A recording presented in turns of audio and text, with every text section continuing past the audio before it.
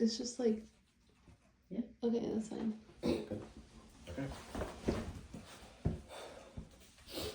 In the 2016 election, more than 3 million additional votes went to the candidate who did not end up winning, which was a dismay to many voters who hadn't seen this happen in decades.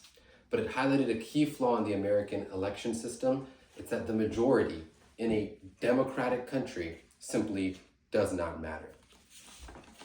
As a student and a person that plans on partaking in future elections, it is important to me that equal representation and equal voting power is given to every single citizen within the country I reside. And the Electoral College for centuries has worked to undermine this principle and questions democracy as a whole within the United States by ignoring votes and amplifying the voices of those in particular states, less than 10, known as swing states, as opposed to the voices of everyone across the country. I hope to convince you by the end of this that the National Popular Vote Act will save this country by allowing people to vote for a candidate equally that represents their beliefs. According to Congressional Research Service, over 5 presidents have already been elected in the past while losing the popular vote. Mind you, there's less than 50 sitting currently. That's over 10%. According to Beckwith, 94% of election events in 12 states, 94% of election events happened within 12 states. And as you can see using my visual aid here, the clear disproportion in states that received an election event during the 2016 election campaign cycle. There are more states here that did not receive any campaigning events than there are states that did receive any. And of the ones that did, a vast majority of them are in proportionally less populated areas of the country as opposed to highly populated areas of the country, simply because the swing state is all that counts.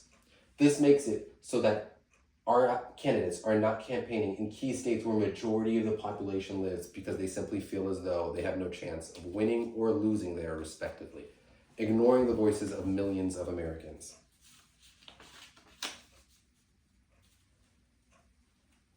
"65% of people already support replacing the Electoral College, according to the Pew Research Center.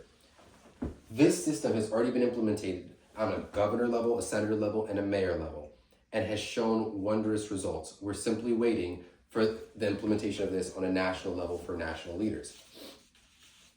The National Popular Vote interstate compartment has 205 needed Electoral College worth of votes already agreed to give their votes to the candidate that wins the popular vote.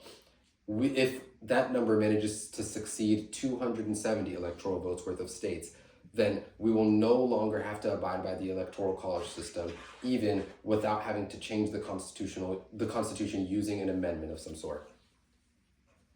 Can you picture it already? A future vision where everyone in the United States has equal voting power and one person gets one vote, as opposed to a massively disproportionate vote that can weigh up to even 100 times more than someone else in a more unified state.